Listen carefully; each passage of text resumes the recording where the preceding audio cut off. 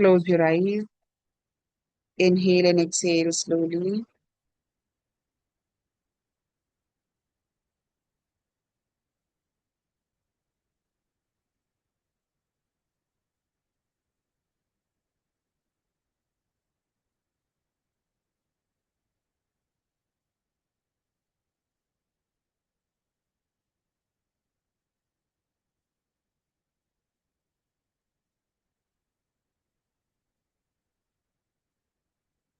Just be aware of your breath.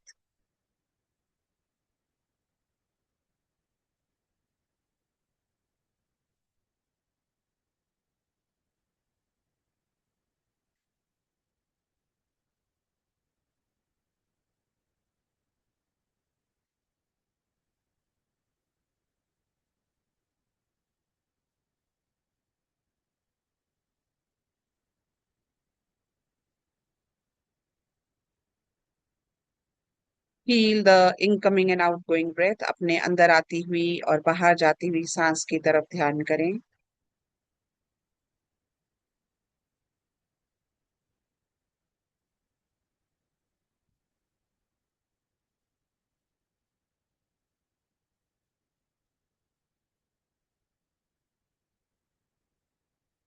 Feel the movement of the breath inside your nose. सांसों में जो आपके नाक के अंदर सांसों की जो गति है उसका ध्यान करिए.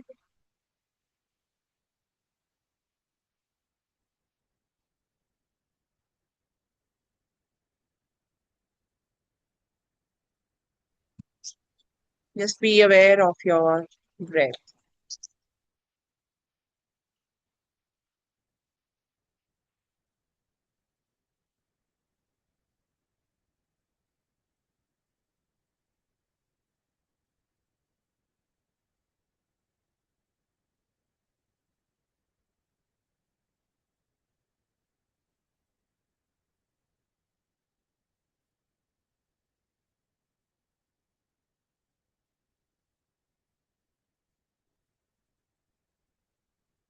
Now be aware of your heart center, the empty space inside your heart center.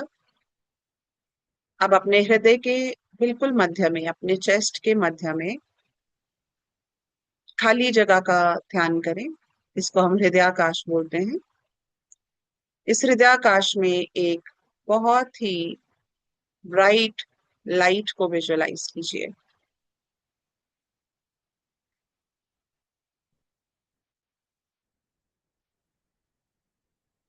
आपके जो भी गुरु हैं, जो भी आपके इष्ट हैं, जिनको भी आप में, आपको जिनमें मानता है, आप उनका ध्यान कीजिए. या आप भगवान राम की छवि को ध्यान कर सकते हैं अपने हृदय में. नहीं तो आप एक ब्राइट लाइट जो है वो विजुलाइज कीजिए. आपके पास अगर कोई गुरु मंत्र है तो इस दिए का, इस बाती का, इस ज्वाला का ध्यान करते हुए अपने गुरु का मंत्र जाप कीजिए. जिनके पास कोई गुरु मंत्र नहीं है वो ओम राम रामाय नमः इसका जाप कर सकते हैं. अपने मन में जाप कीजिए, अपने मन में अपने गुरु का ध्यान कीजिए.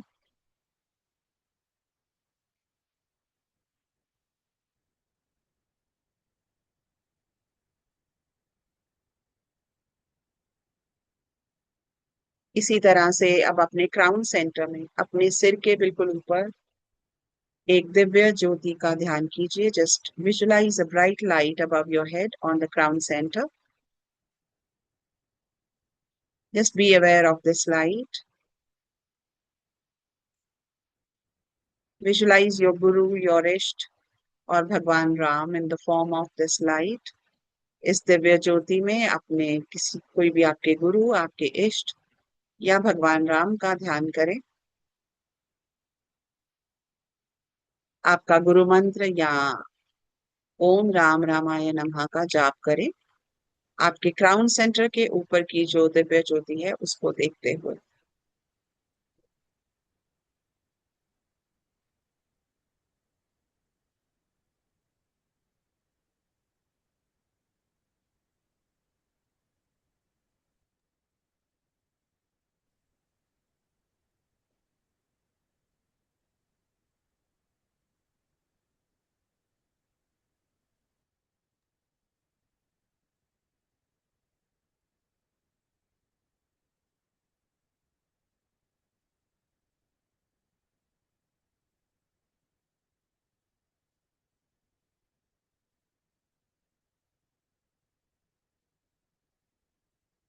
अभी इस टाइम पर गुरु का ही हो रहा चल रहा है, गुरु का ही समय चल रहा है।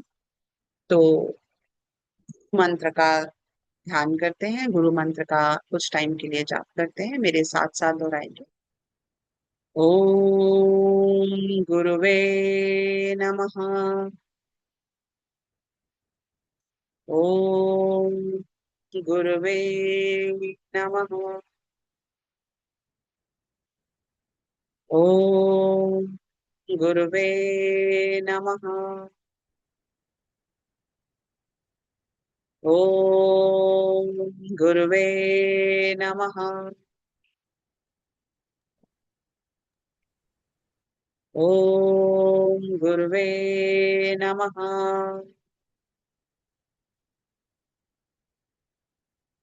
ओम गुरुवे नमः।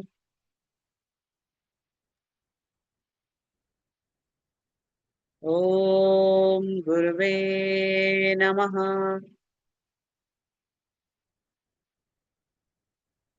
ओम गुरुवे नमः।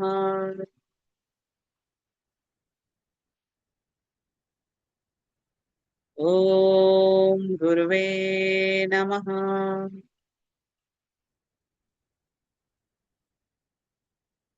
Just feel the gurus blessing you, all the gurus, they are blessing you from above. Receive that energy. अपने गुरुओं की जो आशीर्वाद आपको इस समय मिल रहे हैं, उनको स्वीकार कीजिए। Accept all the blessings.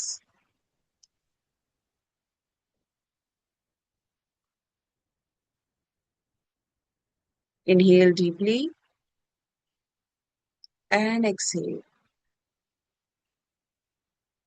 Smile slowly and gently. Open your eyes.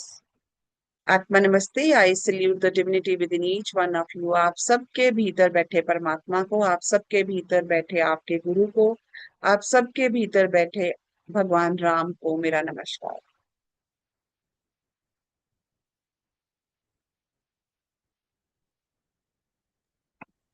नमस्ते मैम। बुक खोलते हैं। Page number is 30। 30 था। कहाँ था?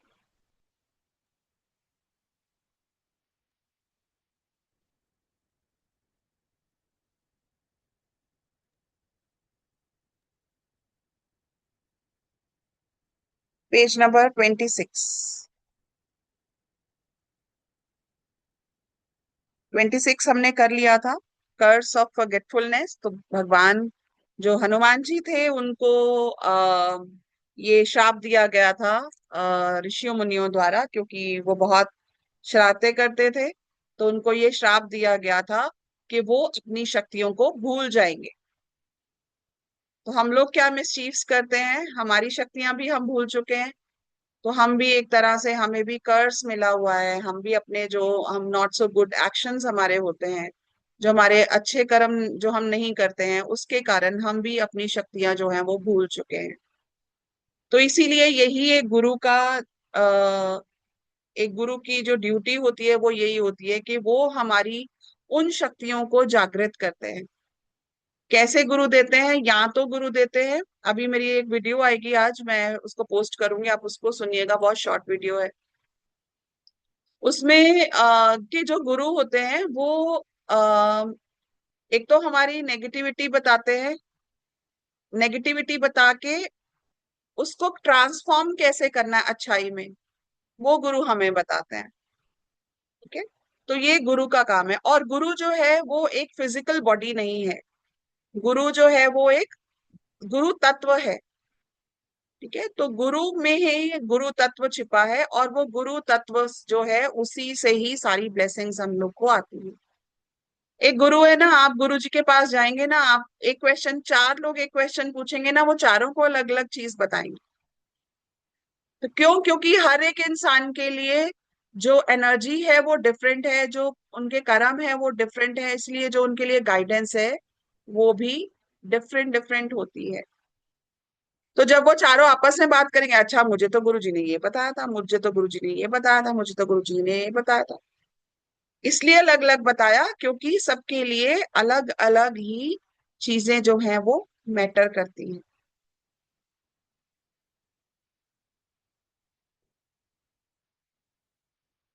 तो इसी तरह से जब हम मास्टर की भी बुक्स पढ़ते हैं तो कहीं पर एक पॉइंट को लेके मास्टर ने कुछ गाइडेंस दी है, वहीं पर दूसरे पॉइंट को लेके दूसरी गाइडेंस दी है, डज नॉट मीन दोनों कॉन्ट्रडिक्टरी हैं।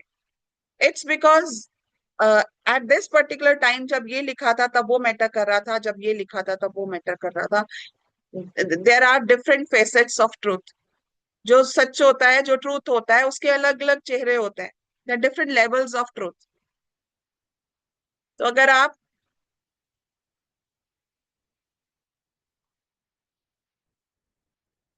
ये फोन देखोगे तो आप क्या कहोगे कि इसमें 5 कैमरास हैं। मैं कहूंगी नहीं, एक छोटा सा कैमरा है। आप कहेंगे नहीं 5 दिख रहे हैं, मैं कहूंगी नहीं एक छोटा सा है। क्योंकि आप इधर से देख रहे हैं और मैं इधर से देख रही हूँ।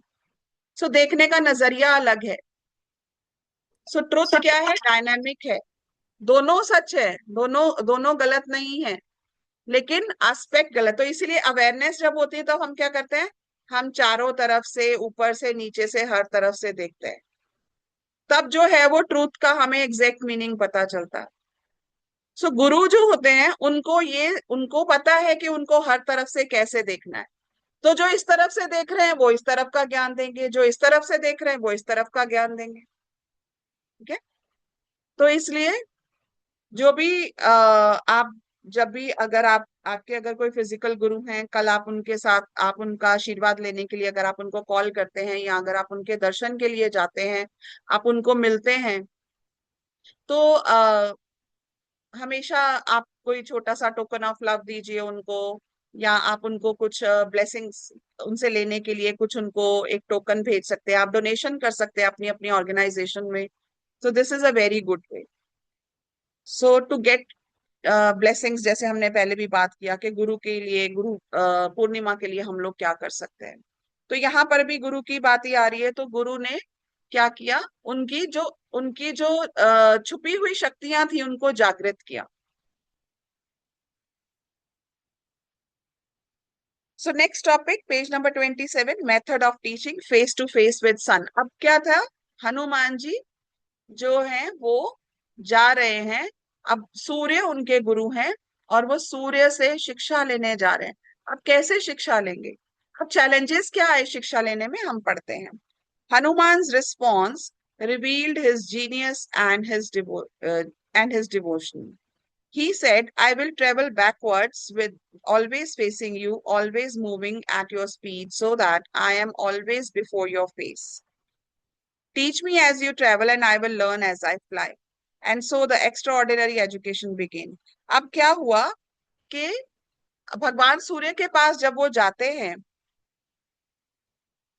तो आ, सूर्य भगवान उनसे कहते हैं कि मैं तुम्हें शिक्षा देने में मुझे कोई प्रॉब्लम नहीं है, but the issue is that मैं तो हमेशा से चल रहा हूं, मैं तो रुक नहीं सकता हूँ।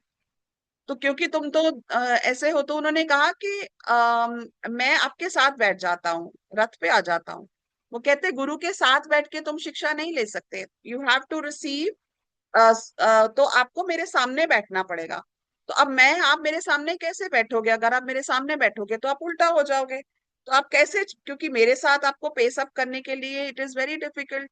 तो फिर हनुमान जी ने क्या कहा कि जिस तरह से, जिस स्पीड से आप चल रहे हैं, उसी स्पीड पे मैं उल्टा चलता जाऊंगा और एक पर्टिकुलर डिस्टेंस पे, और आप अपने जो, आपकी जो शिक्षा है आप मुझे देते रहिए और मैं उसको रिसीव करता रहूंगा। So, this is what he said. And so the extraordinary education began. Hanuman flew through the sky backwards at the speed of sun's chariot, always keeping his face turned towards the blazing Surya. In this way, Surya taught him all the 64 disciplines of knowledge, the 64 kalas, as the chariot moved towards from east to west. The subjects are said to have included 4 Vedas: Rigved, Samved, Yajurved, and Atharvaved, 6 Vedangas, grammar, phonetics, meter, etymology, astronomy and rituals, 18 Puranas, the Upanishads, the Nyaya, Mimamsa, fine arts, including music, dance, sculpture, martial arts, including all the weapons and warfare, medicine, astrology, and the deepest secrets of the soul. तो हम जब एक छोटी सी class ही कर लेते हैं ना, हमें 5 तत्वों के बारे में ज्ञान हो जाता है, तो हम समझते पता नहीं हमें कितना ज्ञान मिल गया। हम लोग अगर एक सोल क्लास कर लेते हैं तो हमें लगता है हमें तो अब सब कुछ पता चल गया, हम तो अब महाज्ञानी बन गए, और उसी को लेके हम लोगों में ना प्राइड आ जाता है। बट हनुमान को जितना भी ज्ञान था सृष्टि का, वो सारा ज्ञान जो था वो भगवान सूर्य ने उनको दिया। विद्यावान गुणी अति चातुर, राम काज करिबे को आतुर। सो विद्यावान, वो विद्यावान होने के साथ साथ ही वॉज वेरी चतुर, ही वॉज वेरी इंटेलिजेंट, और हमेशा उस ज्ञान को, उस चतुरता को वो कहाँ यूज करते थे? राम काज करिबे को आतुर। तो वो अपने गुरु के काम करने में हमेशा उनको होता था कि मैं करता हूँ फटाफट। तो वो क्या करते थे? Always his eyes on his गुरु, कि गुरु को कुछ, गुरु ऐसे भी करेगा तो ही नोज, हाँ मेरे गुरु को क्या चाहिए। तो गुरु के एक्शन से ही उनको पता चल जाता था कि हाँ भगवान राम को कुछ चीज चाहिए है। He is the repository of wisdom, virtuous, supremely intelligent, and ever giver of ever eager to fulfill Ram's purpose. This is from Hanuman Chalisa Chapai 3. Then Dakshina, what Hanuman paid his guru. अब गुरु जी को, उन्होंने अपने गुरु जी को गुरु दक्षिणा में क्या दिया? When the education was complete, Surya declared it done. Hanuman, in the tradition of the Guru-Shishya relationship, asked what dakshina he would offer. Surya smiled and said he wanted nothing. Teaching Hanuman had been his own reward. But Hanuman insisted. Surya then said, my son Sugriv is going through great suffering and difficulty. अब जो सुग्रीव हैं और बाली हैं, वो दोनों ही जो सूर्य हैं उनके बेटे हैं। My son Sugriv is going through great suffering and difficulty. Be his friend, companion, and minister. This will be my dakshina. Hanuman immediately agreed. और यही रीजन है कि उन्होंने सुग्रीव का हमेशा साथ दिया। This was how Hanuman's friendship with Sugriv, which later became the crucial hinge of the entire Ram Ravan story, was established through the command of Surya Dev. This detail reveals the interconnectedness of all the things in the cosmic story. Nothing happens by accident. Hanuman's friendship with Sugriv was not chance. It was the dakshina paid to the Guru, itself an act of dharma. And it was precisely this friendship that brought Ram and Hanuman together. So Guru Dakshina तो सबको देनी पड़ती है, और हनुमान जी ने भी दी। हम लोग भी, जब भी हम लोग कोई शिक्षा लेते हैं ना, उस टाइम पे हम इतने ओवरवेल्म्ड होते हैं with the energies, with the knowledge, with the gyan that we have received from the guru, और उस टाइम पे हम मन ही मन कहते हैं। जब आप सब लोग just remember, recall that moment, जब आपने आर्हटिक योगा किया, या जब आपने सोल क्लास की, या जो सरस्वती योगीज हैं, जब आपने अपना एडवांस्ड कोर्स किया, तो आपने क्या सोचा था? हाँ मैं तो इसको, टीचिंग को अच्छे से स्प्रेड करूंगी, मैं तो खूब प्रैक्टिस करूंगी। And once you reach home after 2, 3, 4, 5 days, after a month, all forgotten. But Hanuman ji never had forgotten what he promised to his guru. तो उन्होंने क्या किया? हमेशा सुग्रीव को हेल्प किया, उनके पास रहे, उनकी मिनिस्ट्री में रहे, उनको सपोर्ट किया, और बाली का वध करने में उन्होंने राम जी के साथ उसको हेल्प किया।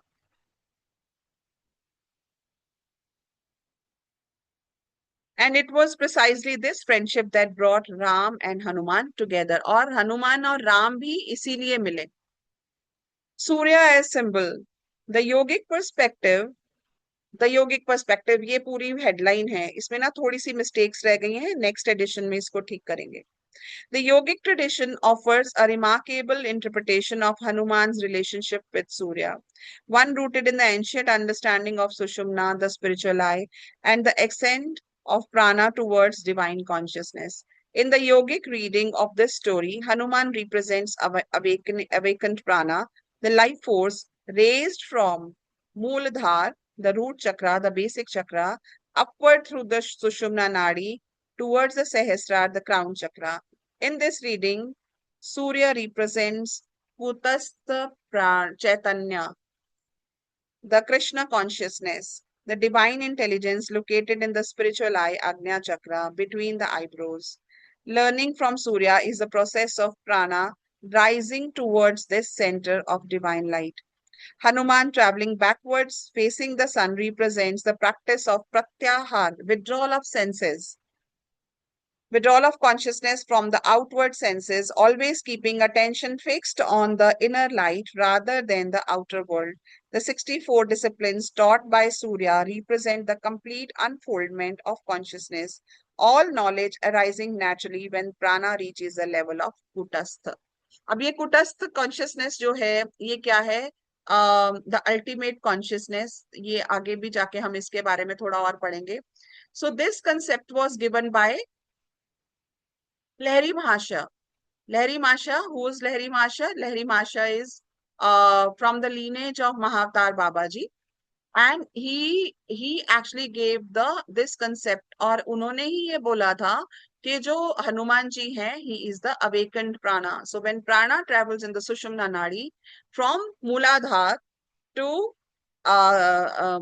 Sahasrar and then back from Sahasrar to Mooladhar, this is Hanuman. This is awakened prana. This is how we can meet. Like जब वो मूलाधार क्या है, वहां मूलाधार के आसपास क्या है, कुंडलिनी एनर्जी है. कुंडलिनी एनर्जी क्या डिपिक्ट करती है, सीता को डिपिक्ट करती है. तो जब प्राणा सुषुम्ना में जब उनकी कॉन्शियसनेस रहती है, तब जब वो मूलाधार से ट्रेवल करती हैं अपवर्ड टुवर्ड सहस्रार, सहस्रार क्या है, कुटस्थ प्राणा राम है, और राम को जब वो मिलती है उसके बाद जो चूड़ामणि दिया राम को, फिर राम से रिंग लिया इधर, ये जो चलता रहता है, ये जो कंसेप्ट है, this is what happens when the kundalini gets awakened. This is the actual process of kundalini awakening. Just as Hanuman kept his face always towards Surya while flying backwards, the yogi in Pratyahar withdraws from all the outward objects. और उल्टा चल रहे थे, पीछे नहीं देख रहे थे वो, right? So वो उल्टा देख रहे थे, वो अपने गुरु को देख रहे थे.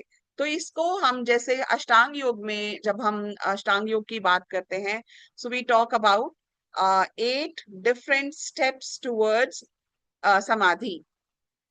तो वो क्या है, यम नियम. यम नियम क्या है, following the virtues and restraining from unwholesome actions. So yama and niyama. Then is asana, that is physical exercises. Then is pranayama, that is breathing exercises. Then is pratyahara. Pratyahara is यहाँ पर जो हम बात कर रहे हैं, सो that is withdrawal of senses. तो हम आउटर वर्ल्ड से अपने आप को डिस्कनेक्ट करते हैं, that is the withdrawal of senses. Then is dharana and then dhyan, and then when we are able to do all these 7 steps one by one, that is when samadhi automatically happens. The samadhi is the point where we become one with our higher soul or with the Paramatma. ठीक है. तो ये जो था, उन्होंने प्रत्याहार में रह के विड्रॉल सारे सेंसेस को, he was totally focused on his guru, he was totally focused on what ज्ञान his teacher was giving to him. That is how he absorbed everything. But what happens जब हम कोई भी क्लास करते हैं, हम कहीं पे भी जाते हैं, हमारा ध्यान कभी फोन में होता है, कभी हमारा ध्यान घर चला जाता है, कभी हमारा ध्यान अपने बिजनेस डील्स में होता है, कभी हमारे जॉब पे क्या हो रहा है हम वो ध्यान कर रहे हैं. सो क्या है, हम लोग, कभी हमें भूख लगाती है, कभी एसी नहीं चल रहा है तो हमें गर्मी लगने लग जाती है ना. तो क्या होता है, व्हाट इज दैट, वो हमारे सेंसेस जो है अभी आउटर वर्ल्ड में ही है. But if you withdraw your senses from the outer world and you know just focus on what your guru is saying, वो प्रत्याहार जब हम कर लेते हैं तो absorption becomes magnified. Now is chapter number 3, the deeper meaning of the name Hanuman. I think ये जो इसमें भी थोड़ा सा इशू है। आई चेक क्या इशू है थर्ड चैप्टर में भी। Okay. यहाँ से पढ़ते हैं। Hanu plus maan, the chin that was struck. Hanuman, the destroyer of ego. One of the most profound etymological interpretations come from Hanuman Chalisa Rahasya tradition. In Sanskrit, Hana means Han. Han means हन कर देना, खत्म कर देना, ठीक है, वध कर देना। किसका? मान means ego, the pride or self importance. Hanuman therefore means he in whom the ego has been completely destroyed. This interpretation perhaps the most spiritually significant. Hanuman is the supreme example of a being who has absolutely no ego.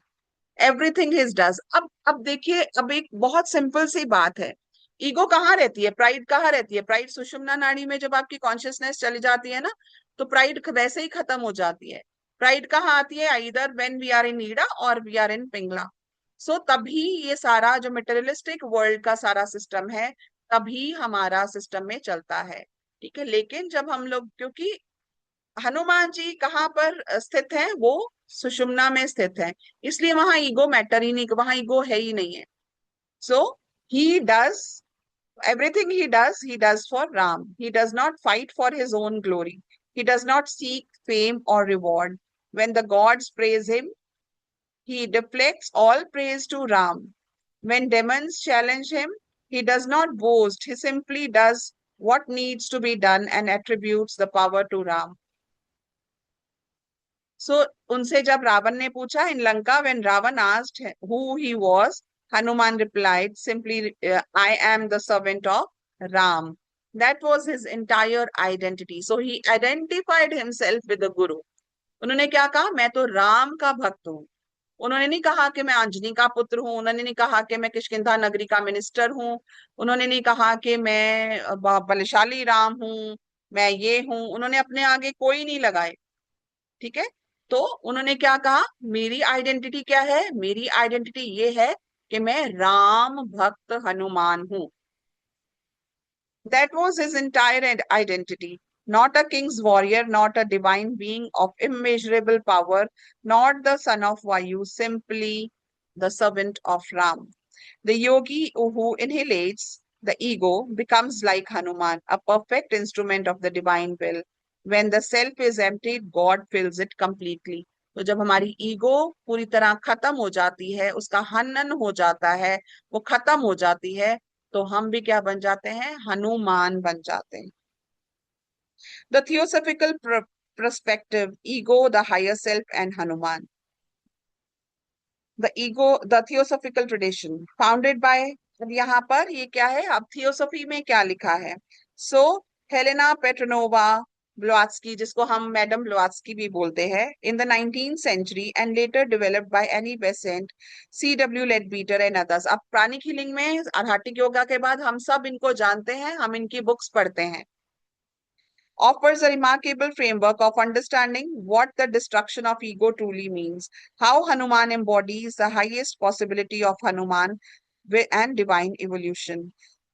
Though theosophy arose in a Western intellectual context, its core framework was drawn directly from the Hindu Vedantic and Buddhist traditions, making it a powerful lens through which to view Hanuman's spiritual significance. In the theosophical model of human constitution, the human is not simply a body with a mind. It is layered structure of seven interpenetrating principles, from the most dense physical body through the increasingly subtle vehicles of consciousness up to the highest spiritual levels. For our purposes, the most important distinction is between two aspects of the self that theosophy identifies with a great precision: the lower self, the personal ego, and the higher self, the immortal divine individuality.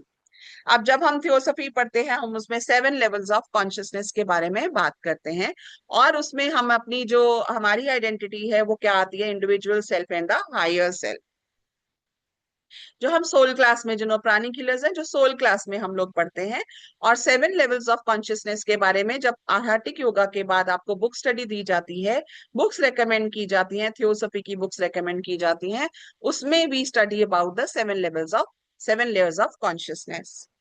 The lower self, which theosophy calls the personality or the lower quaternary, consists of the physical body, the vital etheric body, the prana vehicle, the astral or the emotional, the vehicle of desires, passions, and feelings, and the lower mind, the concrete, analytical, ego bound thinking principle of calm manas. This lower self is temporary. It is assembled at birth, lives through a single lifetime, and dissolves at death. It is the self that says, I want, I fear, I am better than, I am less than, I am this, I am and not that. It is the self that compares, competes, accumulates, and defends. In theosophical terminology, this lower self is called Kamaru.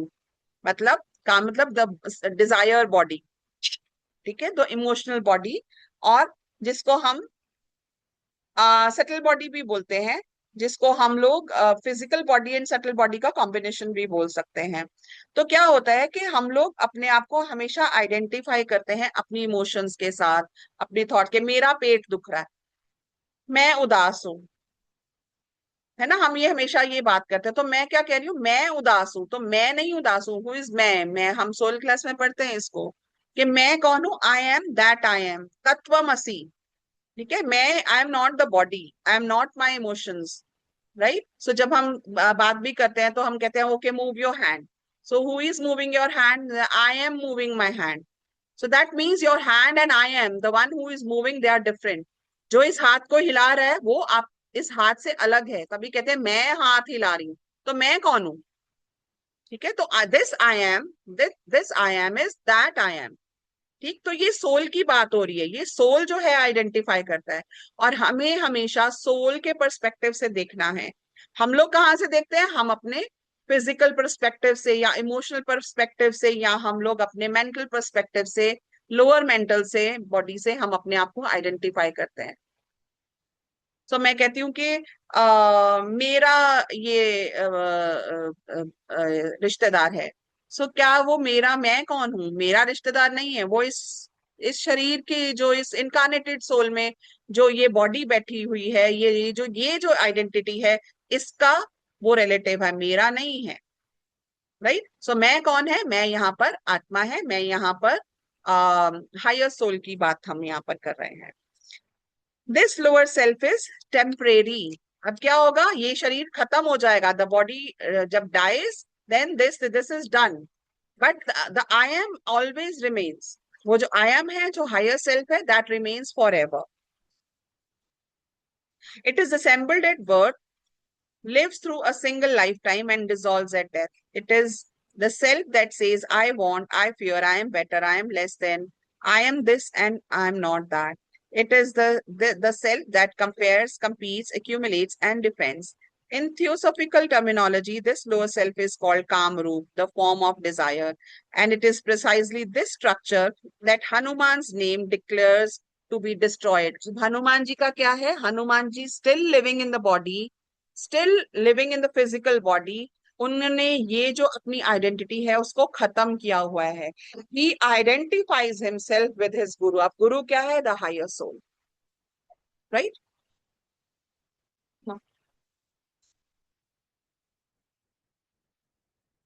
Which theosophy calls individuality the causal body, or the higher triad, consists of the higher manas, the abstract universal spiritual mind that can identify with the all. Buddhi, the vehicle of the pure intuitive wisdom and universal compassion. The Atma, the spark or of the divine self, identical in its ultimate nature with the supreme Brahman. This higher self is immortal. It does not dissolve at death. It carries forward the essence of all the learning across many lifetimes, gradually building towards the full realization of its divine nature. It is what the Vedanta calls the Jivatman, the individual soul, on its journey towards recognizing its identity with the Paramatman, the supreme self.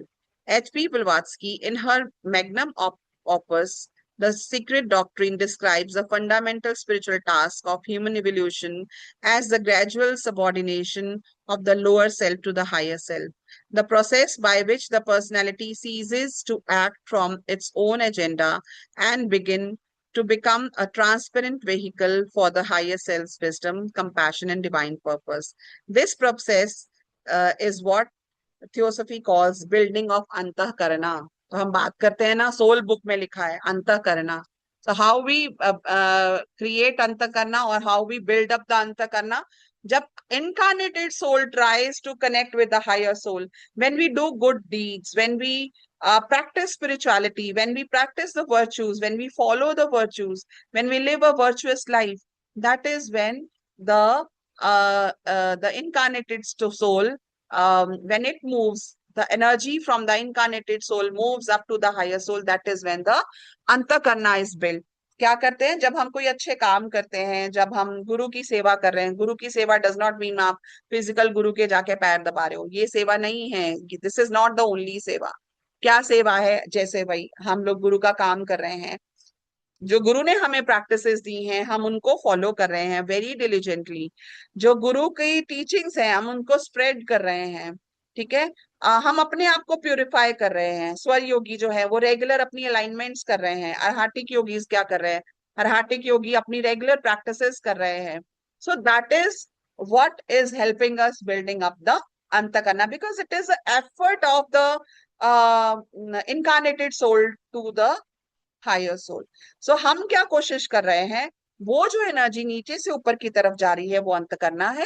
और spiritual cord क्या है? जब ऊपर से energies जो है higher soul से हमारे तक आ रही हैं, जो हर वक्त आती हैं, जो सबको आती हैं, लेकिन हमारी स्पिरिचुअलिटी में कितनी डेवलपमेंट हो रही है ये पता चलता है कि आपका एफर्ट क्या है. इन रामायण के पॉइंट ऑफ व्यू से मैं क्या कहती हूँ कि जब राम अपनी रिंग भेजते हैं हनुमान जी के थ्रू सीता को, that is the spiritual cord. That is the energy moving through the spiritual cord. But जब सीता अपनी चूड़ामणि देके हनुमान जी को राम के पास भेजती हैं, that is the building up of the अंतःकरण. ठीक है, क्लियर हुआ रामायण की लैंग्वेज में what is antahkarana and what is spiritual cord? All the prani killers clear? तो अब राम तो हर वक्त ही सीता को ढूंढते जा रहे हैं, लेकिन ये जो सीता है ये कितना एफर्ट कर रही है, ये कितना कोशिश कर रही है, ये कितना याद कर रही है अपने राम को, उसके ऊपर ये सारी रामायण जो है हमारी लाइफ की वो डिपेंड करती है. अब कितनी जल्दी ये सीता राम के पास जाएगी. अब अगर राम को चूड़ामणि नहीं भेजी, सपोज हनुमान जी आए रिंग दे के चले गए, सीता जी ने कहा ठीक है कोई बात नहीं, मेरे को इट्स ओके, अच्छा याद करें, करते रहो याद, भेजते रहो डिवाइन एनर्जीज. तो राम को कैसे पता चलेगा कि सीता भी मुझे याद कर रही है? उनके अंदर वो कैसे वो फीलिंग आएगी, वो कैसे आएंगे Lanka? So it has to be both ways. So जब डिवाइन एनर्जीज नीचे आ रही हैं, साथ साथ में अंतःकरण भी बिल्डअप हो रहा है, that is when the whole process completes and that is when we move towards मोक्ष.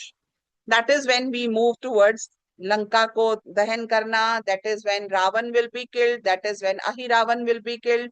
That is when the complete Ramayan will happen. That is when Ram will come, take Sita to Ayodhya. Ayodhya is crowned, and that is when Ram Rajya ki sthapna hogi. This process is what Theosophy calls the building of Antakarana, the bridge of light between the lower mind and the higher manas, and it is the central work of all spiritual development across many lifetimes. Annie Besant, in the Ancient Wisdom, describes the final stages of this process in the terms that are unmistakably Hanuman-like. The perfect man has no will of his own separate from the divine will. His body, emotion, and mind are so thoroughly purified and so completely surrendered that the divine life flows through him without obstruction, and what he thinks, speaks, and does is simply the divine thinking, speaking, and acting through the perfectly transparent vehicle of a purified personality. This is the precise description of Hanuman. His physical body, impossibly strong, impossibly agile, is a perfectly purified physical vehicle, his emotional body containing nothing but devotion to Ram, compassion for all the suffering beings, and the specific fearlessness of a being who has transcended the fear of death, is the perfectly purified astral vehicle. His mind, अब तीनों बताया है, physical body भी बताया है, emotional body भी बताया है, मेंटल बॉडी भी बताया है मैंने. His mind, which has mastered all the 64 disciplines of knowledge under Surya's direct tuition, is the perfectly purified mental vehicle, and through all three, the divine will of Ram flows through the slightest without the slightest obstruction. क्या है? जब तीनों vehicles हमारे clean हो जाएंगे तो the will of Guru becomes your will. ठीक है. सो द हमारी, अगर मैं नीचे से देखती हूं तो my will is aligned with the will of my गुरु. सो यही हमारा मोटिव है, मेरा और मेरी हायर सोल का, मेरे गुरु का, जो यूनिवर्सल जो एक मोटिव है, जब हम सबका मोटिव वही बन जाता है. सो this is what Hanuman is. So he has mastered his physical body, he has mastered his emotional body, he has mastered his mental body. कितना पढ़ पढ़ के. और हम लोग एक बुक स्टडी में आज देख लो जो ओनली 29 आते हैं, फर्स्ट डे देवर 80. सो मेंटल बॉडी को हम लोग फूड फॉर थॉट देना ही नहीं चाहते because of mental laziness. This is mental laziness. First video जो मैंने इस सेशन की डाली, it has I think around 150 views. Second has 100 views, around 112, 13. Third has, I think, 77 kuch views. And fourth has some 30 views. And आते, these 29 will also reduce to 10, 15, वही लोग रह जाए. बिकॉज क्यों नहीं करते हैं? बिकॉज हम मेंटल बॉडी को बहुत ज्यादा, वो कौन पढ़ेगा, वो कौन बुक पढ़े, कौन खोलेगा बुक. अच्छा आज मिस कर देती हूँ, रिकॉर्डिंग देख लूंगी. फिर रिकॉर्डिंग जब निकालते हो, मेरे को तो घर में काम करना है, मेरे को अभी खाना बनाना है. फिर खाना बनाते बनाते हम किचन में खड़े साथ में फोन लगाया हुआ, चल रिकॉर्डिंग देख लेते हैं. अब रिकॉर्डिंग देने वक्त सब्जी धोने के लिए सिंक पे गए, इतनी देर जो 2, 4, 5, 6 सेंटेंस थे वो मिस हो गए. नेक्स्ट लिंक नहीं बना, चल मैं बाद में देखूंगी, कोई बात. This happens with most of us because we do not want to become Hanuman like. We do not want to purify our mental body. जितना हम ज्ञान लेंगे, जितना ज्यादा हम लोग अपनी मेंटल बॉडी को प्यूरिफाई करेंगे, मेंटल बॉडी के बाद ही, लोअर मेंटल के बाद ही हायर मेंटल है. जब तक लोअर मेंटल को प्यूरिफाई नहीं करेंगे, हायर मेंटल को कैसे हम वहां तक अपनी कॉन्शियसनेस को लेके जाएंगे. So this is the story of most of us. Hanuman does not act, Ram acts through Hanuman. So क्या होता है उसके बाद? You become so one with your teacher, you once become so one with your guru that then your guru starts acting through you. So whatever you speak, it's your guru who is speaking through you. Whatever you do, it's your guru who is doing through you, right?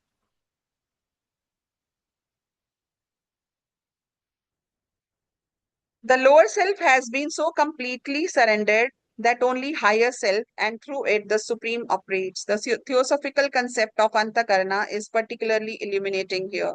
The bridge between the lower self and the higher self is built in theosophical tradition through devotion, service, and the gradual offering of the personal will to the divine will. Each act of genuine selfless service lays another strand of light in this bridge. Each moment of genuine devotion strengthens it. जितनी बार हम लोग अपने आप में devotion create करते हैं, reverence to the गुरु करते हैं, पिलर नंबर 1 फॉलो करते हैं, devotion to the god and reverence to the spiritual teacher. When we follow this virtue, this principle, when we follow this pillar, what happens? हमारा gradually we are building up our connection with the guru. Each realize of ego identification clears another obstruction from it.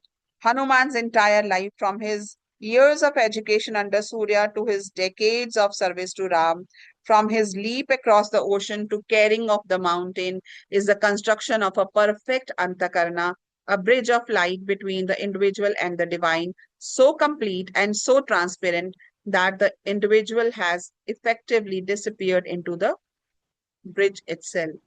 The theosophical tradition also speaks of what happens when Antakarna is complete, when the lower self has been fully surrendered and the higher self is in complete expression. The So when this happens, you actually reach level 3 of Arhatic Yoga, building up of Antakarna. This is what is taught in level 3 of Arhatic Yoga. This is what happens. When this happens, that is when you can create a golden body. You have a golden aura. This happens when you're totally surrendered to the guru. The golden जो aura है वो बनना शुरू हो जाता है. अब आप देखोगे कि अंत करना, जब हम सोल क्लास में पढ़ते हैं, सोल की बुक में जब हम पढ़ते हैं, सोल बुक स्टडी में हम यही पढ़ते हैं, अंत करना कैसे बिल्डअप करना है. So how Hanuman had this, तभी हमने पढ़ा था ना कि when he was born he had golden aura, he had golden glow on his face. So that is because of um because he has totally surrendered himself to the feet of his guru. When the lower self has been fully surrendered and the higher self is in complete expression, the being that emerges is what Theosophy calls an adept or a master, a being who has completed the human evolutionary journey and now acts as a conscious co-worker with the divine plan, free from personal karma, free from compulsion of rebirth, able to work across the dimensions of existence and the service of evolution of consciousness. और इसी को संन्यास बोलते हैं. आप सब लोग पूछते हो मेरे से संन्यास क्या है. ये संन्यास है. When you are completely dedicated, जरूरी नहीं है आपको संन्यास लेने के लिए आपको ऑरेंज कपड़े पहनने हैं, आपको घर बार छोड़ना है. When you dedicate yourself, when you dedicate your life for for spreading the work of your guru, this is called sannyas. Hanuman in these terms is supreme adept, who the being whose antakarna is so perfect that not only the lower self is the lower self dissolved, but even the boundary between the individual higher self and the supreme has become transparent. He is simultaneously an individual Anjaneya, the son of Anjana, and the universal Shiva's avatar, Ram's very breath, Krishnamurti. Though he departed from the formal theosophy, made the statement that illuminates Hanuman perfectly. Freedom is not from something, it is freedom itself, the state of mind that has no center, no boundary, no I from which it operates. Hanuman has no center that is his own. His center is Ram. His boundary is Ram's mission. His I has been completely replaced by Ram's servant. And in this apparent limitation, in this complete surrender of the personal center, he has achieved the most absolute freedom, because a being with no personal ego has nothing to lose, nothing to fear, nothing that can stop him from doing what love requires. So, Hanuman ji जो हैं वो अपनी, उनकी ego है ही नहीं है, उनमें ईगो खत्म है. अगेन वाई, अब यहाँ पे आपको समझ आएगा, because the consciousness is in the Sushumna Nadi. The destruction of the lower self is not the end of existence. It is the beginning of real existence. What we call the ego is not the self at all. It is a prison. When the prison dissolves, what remains is not emptiness, but the boundless sky of higher self, and through it, the infinite. Hanuman is the dissolution made visible, this sky made golden, this infinity made to weep with the love or Ram.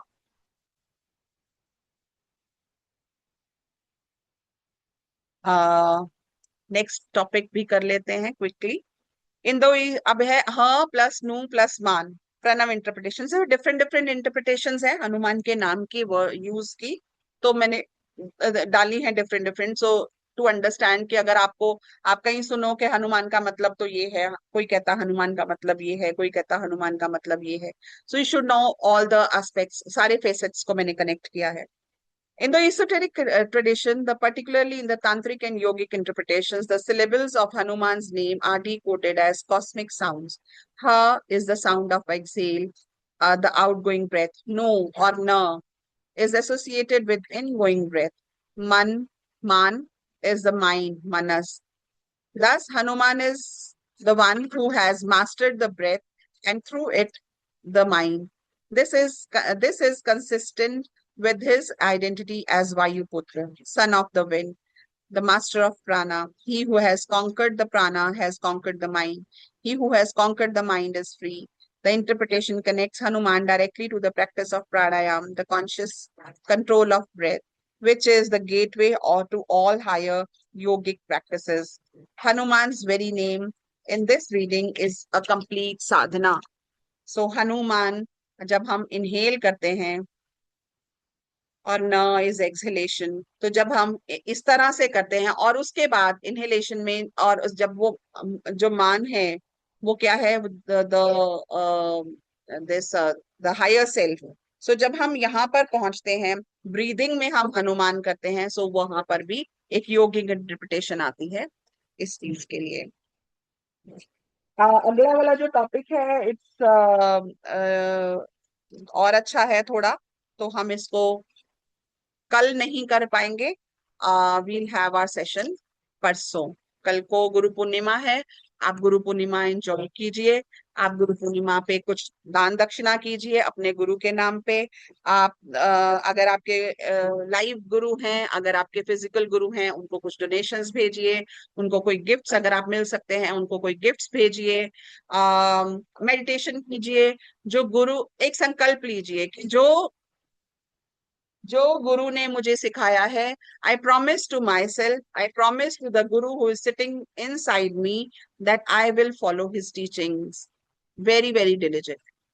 This is the best way we can celebrate guru. ठीक है।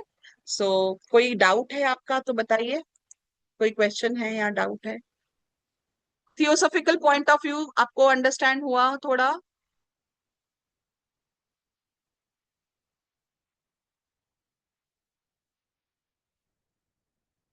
श्वेता जी, हाँ जी। आपने ये जो हनुमान का chanting बताया, तो वो ब्रीदिंग मतलब ब्रीद आउट करेंगे तभी ह निकलेगा ना, तो नो में ऊपर लेने का। और इसमें क्या होता है, आप हाँ ना भी करते हैं ना, हम्म। ना और भी आएंगे आगे, राम तो आएगा, सोहम भी आएगा, हमसो भी आएगा, मैं बताऊंगी आपको वन बाय वन। तो ह और न जब करते हैं तब हन होता है, तब हमारी जो ईगो है उसका आ, उसमें जो जितने भी नेगेटिव सीड्स हैं उनका हनन होता है, वो खत्म होती हैं, दे गेट बर्न। ओके, तो ह सोहम की तरह ह ऊपर लिया और न छोड़ा। Okay, thank you. फिर मान का नहीं करने का ना? ओ, आगे आगे आके if you want I can teach you the Hanuman Sadhana.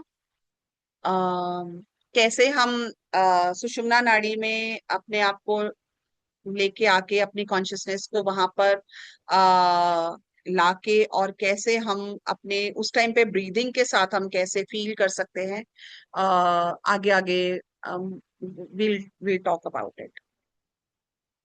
Yes okay. Please. But the sadhanas will not be recorded, so उसके लिए जो ऑनलाइन आएंगे वही करेंगे। फिर मैं रिकॉर्डिंग बंद कर दूंगी जब हम लोग ये साधनाएं करेंगे। सो फॉर दैट वो किस दिन होगी ये मुझे भी नहीं पता, इसलिए you have to be very consistent in joining the sessions. फिर ऐसे मत कहना कि ओ मैम आज मैं यहाँ पे थी, मैंने किया नहीं ज्वाइन, आप प्लीज रिकॉर्डिंग दे दो, फिर रिकॉर्डिंग मैं करूंगी ही नहीं। ठीक है।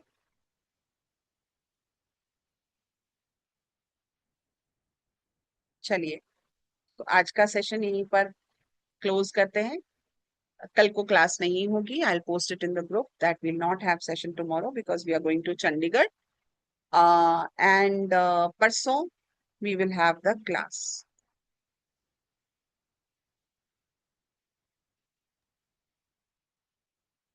मेडिसिन का एक्चुअली क्या है, मेडिसिन का ज्ञान होने का मतलब ये नहीं कि वो सब कुछ ही हम लोग को पता था, ठीक है। तो एंड समटाइम्स जो ये ज्ञान था, ये do you know why,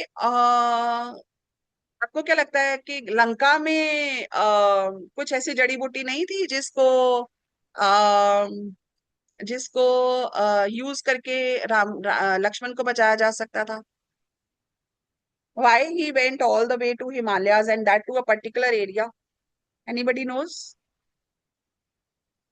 So, Ayurveda में एक ही कहा जाता है कि जहां पे हमारा जन्म हुआ है, जहां पर हमारा जन्म हुआ है, उसके आसपास का जो 200 किलोमीटर्स का एरिया रहता है, वहां पे जो जड़ी बूटियां पाई जाती हैं, उनका इम्पैक्ट हमारे ऊपर सबसे ज्यादा आता है, उनका इफेक्ट हमारे ऊपर सबसे ज्यादा होता है। तो लक्ष्मण जो है, उनका बर्थ जो हुआ था, उनके जो नानके थे, वो उस एरिया में थे जहां से ये पहाड़ जो था ये उठा के हनुमान जी लेके आए थे, इसलिए वहां से गए थे लेने के लिए। ऐसा नहीं है कि लंका में वो जड़ी बूटियां नहीं थी, लेकिन लंका वाली जड़ी बूटियों को यूज किया जाता तो शायद उसका इम्पैक्ट हनुमान लक्ष्मण जी के ऊपर नहीं आता। इसलिए जो ये वैद्य जी थे, उन्होंने क्या कहा कि सुषेण, उन्होंने क्या कहा कि आप वहां से लेके आओ जड़ी बूटी, और सूर्योदय से पहले पहले आना है। सो वो सारा, तो ये उनकी स्पेशलाइजेशन थी, ठीक है। And perhaps it was not the specialisation of Hanuman ji, so that is why. And one more thing I would add कि ये हम सब के लिए भी एक ये है कि हम लोग आजकल खाते हैं पिज्जा, खाते हैं हम लोग आजकल बर्गर्स, खाते हैं हम लोग आजकल सारे वो खाने खाते हैं जो हमारे अपने यहाँ के नहीं हैं। लेकिन हम पंजाब में रह के भी सर्दियों में हम साग मक्की की रोटी नहीं खाते हैं, वो बहुत घी होता है उसमें, मैं मोटी हो जाऊंगी। पिज्जा बर्गर सब खाते हैं, जबकि साग मक्की की रोटी जो पंजाब के लोग हैं या जो हरियाणा के लोग हैं, हम लोग जब वो खाते हैं, जो हमारे अपना नेटिव फूड है, जब हम वो खाते हैं, तो हमारी बॉडी, क्योंकि हमारे डीएनए में उसकी एनर्जी है, हमारे बुजुर्ग, हमारे जो एंसेस्टर्स थे वो यही खाते थे, और वो चीज हमारे उसमें हमारे बॉडी में आई हुई है। लेकिन जो हमारा, हम we are not meant to eat Italian food, the body is not meant to eat continental food, the body is और not बोलो। even meant to have the other food that is not ठीक है, कभी कभी खाना for taste it's okay, but every day having something that is not our own food, body को disturb करता है। तभी आजकल बहुत ज्यादा प्रॉब्लम्स आती हैं फिजिकल बॉडी को, क्योंकि हम लोग अपना खाना नहीं खाते हैं। सो कोशिश कीजिए आप अपना खाना खाइए, जो आपके वहाँ का जो नेटिव फूड है, जो साउथ इंडियन है वो इडली डोसा खाएं, जो पंजाब के लोग हैं वो अपना खाना खाएं, तो उस हिसाब से हमारा जो है बॉडी का सिस्टम भी ठीक रहेगा। ठीक है, फिर मिलते हैं परसों विद द यही नेक्स्ट से टॉपिक। एक क्वेश्चन था मुझे कि लाइक जो आजकल बोलते हैं वो गेहूं में ग्लूटोन होता है तो वो हमारे लिए खराब होता है। इतने सालों से तो हम खाते आए, तो अभी वो सडनली कैसे खराब हो गया? देखिए, खराब ऐसा हो गया है कि बेसिकली जो गेहूं है ना, वो भी हमारा नेटिव फूड नहीं है पंजाब का, एटलीस्ट। सो मुगल्स मुगल्स जो हैं, they brought it, and again उसमें भी कोई इतना इशू नहीं है, गेहूं खाने में इशू नहीं है, लेकिन जेनेटिकली मॉडिफाइड गेहूं खाने में इशू है। जो हम जेनेटिकली मॉडिफाइड खाना खाते हैं, वो जब हमने 2 स्पीशीज को, 3 स्पीशीज को मिक्स करके उसमें कुछ उसके जेनेटिकली उसमें कुछ चेंजेस लाके जो हम उसको बना रहे हैं, सो वो हमारी बॉडी एडजस्ट नहीं कर पा रही है। सो दैट इज वाई वो बचपन से खाते आने से अब वो बॉडी को है वो एक्सेप्ट नहीं कर पा रही है। इसीलिए अब मैं ये बात कर रही हूँ साग मक्की की रोटी खाने के लिए। मैं साग मक्की की रोटी खाऊंगी, मैं खुद बीमार हो जाऊंगी, क्योंकि हमने बॉडी को अब नेचुरल छोड़ा ही नहीं है।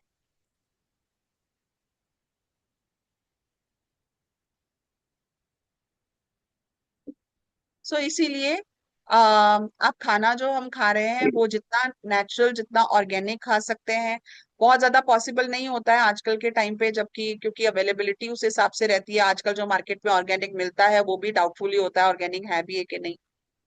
तो इसलिए आप कोशिश कीजिए कि घी जो है, जैसे अब हमारी देसी गाय का घी है, इंडियन काउ का घी है, that is what you know gives us lot of nourishment.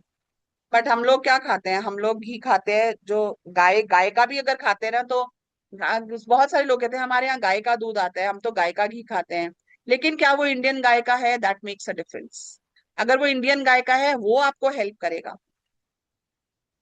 तो जो A2 घी रहता है, दैट इज हमारी इंडियन गाय, साहिवाल गाय है, गीर गाय है, या हमारी ये जो पहाड़ों की गाय रहती है जो हमारी अपनी गाय है, उसका जब हम खाते हैं वो जो है वो हमें हेल्प करता है। और हमारे बच्चों को, एटलीस्ट हमारे बुजुर्गों को, हम लोगों को वही घी देना बहुत जरूरी है, दो इट्स वेरी एक्सपेंसिव। अच्छा घी, गुड क्वालिटी घी जो ये ऐसा है, क्योंकि जो अपनी देसी गाय है ना वो दूध बहुत कम देती है। दूध कम देने से उसकी उसमें जो निकलता है, जो उसकी जो प्रोडक्शन होती है वो बहुत कम हो जाती है। So it's more expensive, so around 2,000 to 2,500, कुछ लोग कुछ 3,000 में भी मिलते हैं घी। तो आप देखिए कि जहां पर आपको अच्छा घी मिले आप वो अच्छा घी खाइए, तो उससे बॉडी जो है उसको हेल्प मिलती है। थोड़ा खाइए पर अच्छा वाला खाइए, दैट इज मोर इम्पोर्टेंट। और वो घी आप खाएंगे ना, आप उसमें उसमें जो है वो गुड फैट रहता है, उसमें आपको वो दूसरा वाला फैट नहीं रहता है कि आपकी बॉडी को डिस्टर्ब करे। आप ये घी दाल के ऊपर आके खाएंगे, जिनको नीज की प्रॉब्लम है ना, वो नीज उसको एक्चुअली में लुब्रिकेशन देगा। और ये वाला घी हार्ट को इम्पैक्ट नहीं करेगा। जो हम लोग घी खाते आ रहे हैं इतनी देर से, देसी घी समझ के कि हम देसी घी खा रहे हैं, वो एक्चुअली में प्रॉब्लमेटिक है। ठीक है, चलिए कल मिलते हैं फिर, कल बात करते हैं। परसों, सॉरी, परसों मिलते हैं। कल गुरु पूर्णिमा एंजॉय कीजिए। हरिओम, राम राम, जय श्री हनुमान।